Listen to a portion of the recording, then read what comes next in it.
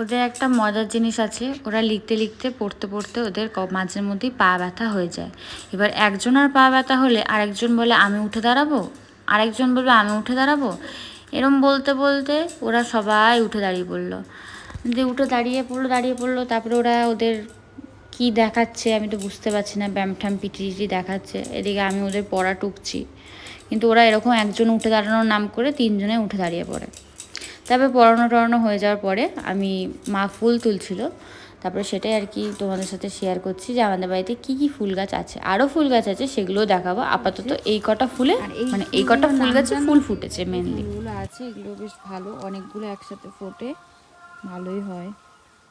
ফুল গাছ আছে, তারপরে এই সাদা ফুলটা আছে। আর আমার ভিডিওর ব্যাকগ্রাউন্ডে যে সাউন্ডটা আসছে সেটা পাড়ারই কারোর বাড়িতে মাইক টাইক বাজছে, সে কারণে এই ব্যাকগ্রাউন্ডে সাউন্ডটা আসছে, ওটা একটু অ্যাডজাস্ট করে নেবে। এটাও আছে, এটা কি অপরাজিতা নীলকণ্ঠ পূরণের ঠিক জঙ্গলটা এরকম অবস্থা, এটাকে বাগান তো বলাই যায় না, জঙ্গলই বলা চলে।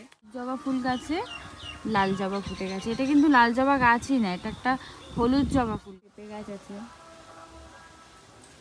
তারপরে বাগানে উপস্থিত এই ধরনের গাছগুলো। সুপারি গাছ আছে আমাদের বাড়িতে, যেখানে সুপারি হয়েওছে।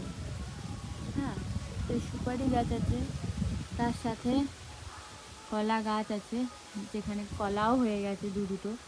এই একটা গাছে দুটো কলাও হয়েছে। তার সাথে আমাদের বাড়িতে ম্যাঙ্গো ট্রিও আছে, ওই যে ম্যাঙ্গো হয়েছে, ম্যাঙ্গো দেখতে পাচ্ছ, ম্যাঙ্গো হয়েছে গাছে।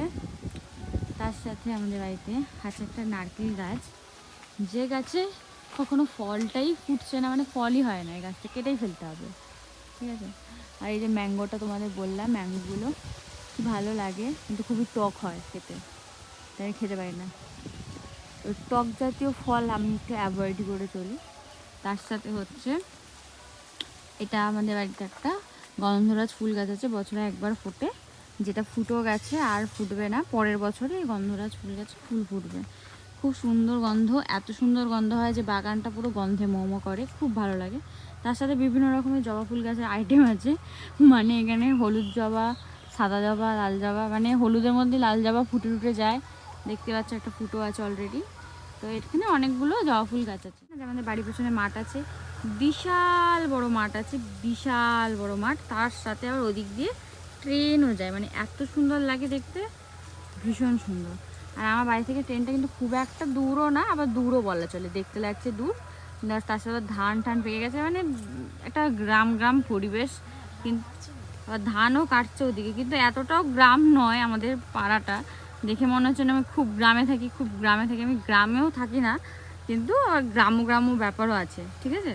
মানে শহর গাছ আছে, আওড়া চাওড়া অনেক ধরনের গাছ আছে বাড়িতে, ঠিক আছে। আর এসব এগুলো পরিষ্কার গাছ আছে, এখানে হেলাঞ্চা গাছ আছে, এখানে পুঁই শাক আছে, এইটুকানির মধ্যে অনেক কিছু চাষবাস হয়ে গেছে, ঠিক আছে।